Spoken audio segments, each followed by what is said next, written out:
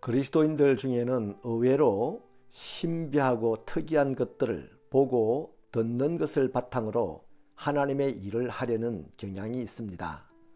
열왕기상 19장 12절부터 13절을 읽어드리고 이 부분을 묵상하려고 합니다. 또 지진 후에 불이 있으나 불 가운데에도 여호와께서 계시지 아니하더니 불 후에 세미한 소리가 있는지라. 엘리야가 듣고 겉옷으로 얼굴을 가리고 나아가 굴어귀에 서매 소리가 그에게 임하여 이르시되 엘리야야 내가 어찌하여 여기 있느냐. 아멘. 엘리야는 2번씩이나 천사가 주는 음식을 먹고 힘을 얻었습니다. 하나님의 위로도 받았습니다. 그 힘을 의지하여서 40일 주야로 광야를 걸어가 호렙산 동굴에 이르렀습니다. 호렙산은 모세가 하나님을 만나 배웠던 곳이기에 엘리야도 거기서 하나님을 뵙고 싶었습니다. 어느 날 하나님의 말씀이 들렸습니다. 엘리야야 내가 어찌하여 여기에 있느냐 라는 질문이었습니다. 엘리야는 적시로 대답을 하였죠. 하나님, 저는 여호와를 위한 일에 열심히 유별난 사람이었습니다. 그런데 이스라엘 백성들이 하나님의 언약을 버리고 하나님의 제단을 헐고 하나님의 선지자들을 죽였고 이제 저만 남았습니다. 그들은 지금도 저를 죽이기 위하여 생명을 찾고 있습니다. 라고 말했습니다. 틀림없는 사실입니다. 그러자 하나님은 엘리야를 여호와의 산 앞에 서라고 말씀을 하시죠. 엘리야가 산에 서자 크고 강한 바람이 산을 가르고 바위들을 부수었습니다. 엘리야는 혹시 거기에 하나님이 계실 것이다 싶어서 살펴보았지만 하나님은 거기에 계시지 않았습니다. 또 지진이 크게 일어났습니다. 거기에도 하나님이 보이지 않았습니다. 불이 일어났습니다. 불 가운데에도 하나님은 계시지 않았습니다. 가끔 하나님께서는 바람이나 지진이나 불 같은 것들을 동원하여 당신의 임재를 나타내곤 하기도 했었습니다. 그런데 오늘은 아니었습니다.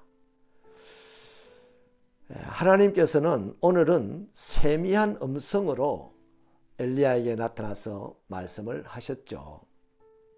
엘리야야 내가 어찌하여 여기 있느냐. 영적 절망에 빠져 있는 엘리야에게 하나님은 왜 말씀으로 그것도 세미한 음성으로 내가 어찌하여 여기 있느냐라는 동일한 질문을 하셨을까요? 남아있는 일이 있기 때문이었습니다. 그 남아있는 일이 무엇입니까? 다메섹으로 돌아가서 하사엘에게 기름을 부어 아람 왕이 되게 하는 것입니다. 또 예후에게 기름을 부어 이스라엘의 왕이 되게 하는 것입니다. 그리고 엘리사에게 기름을 부어 자기를 이어 선지자가 되게 하는 것이었습니다. 새로운 사명을 주신 것이죠. 사람이요 낙심하고 절망하는 이유는 다른 데 없습니다. 할 일이 없어서거나 아니면 일을 하긴 하는데 그 일에 의미가 없어지면 낙심하고 절망합니다. 그러므로 사람은 내가 왜 살아야 하는지 또 산다면 무엇을 위해서 살아야 하는지가 분명해야 합니다. 그리고 한 가지, 그러한 삶에 상당한 의미가 있어야만 합니다. 삶의 이유가 없어지거나 삶의 의미가 없어지면 사는 것이 사는 게 아니게 되죠. 하루하루가 지루합니다. 재미가 없어집니다. 힘들어집니다. 그래서 어느 날 잘 지내던 주부가 가출을 하기도 하고요. 열심히 공부하던 자식이 자살을 하기도 하고요. 성실했던 남편이 외도를 하기도 합니다. 바로 이러한 상황에 처한 엘리야에게 하나님이 물으셨습니다. 중요한 점은 큰 바람이나 지진이나 불로스가 아니라 세미한 음성으로 말씀으로 물으셨던 것이죠. 엘리야야 내가 어찌하여 여기 있느냐. 달리 말하면 여기서 하고자 하는 일이 무엇이냐라는 것이며 그 일이 과연 의미가 있느냐라는 질문이었습니다. 하나님의 이 질문이야말로 우리 인생에 다시 에너지를 불어넣는 귀한 열정이 됩니다. 그리스도인이 영적 슬럼프에 빠졌다는 것은 방향을 잃어버렸다는 것입니다. 낙심했다는 것은 사역의 의미와 목적을 잃어버렸다는 것이죠. 어떻게 해야 할지 모르는 상황에 직면하게 된 것입니다. 이것을 한마디로 말하면 영적 방황이라고 합니다. 마찬가지로 엘리야도 영적 방황에 빠졌습니다.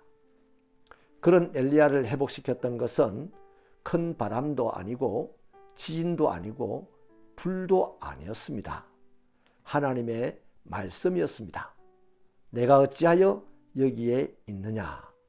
하나님의 세미한 말씀이 엘리야에게 새로운 사명이 되었던 것이죠. 사랑하는 믿음의 형제 자매 여러분, 하나님이 주신 눈과 귀로 특이하고 신비한 것을 보려고 너무 애쓰지 마십시오. 주로 헛것만 보입니다. 사는 동안 내내 재미없고 그래서 낙심하고 절망하다가 결국에는 인생을 망칩니다. 하나님이 주신 이 눈과 귀로 하나님의 말씀을 보고 들으십시오. 그러면 사명을 깨닫습니다. 사명의 삶을 살게 됩니다. 삶의 의미를 얻죠. 사는 동안 희망이 넘칩니다. 승리자가 됩니다. 행복한 인생이 되는 것이죠.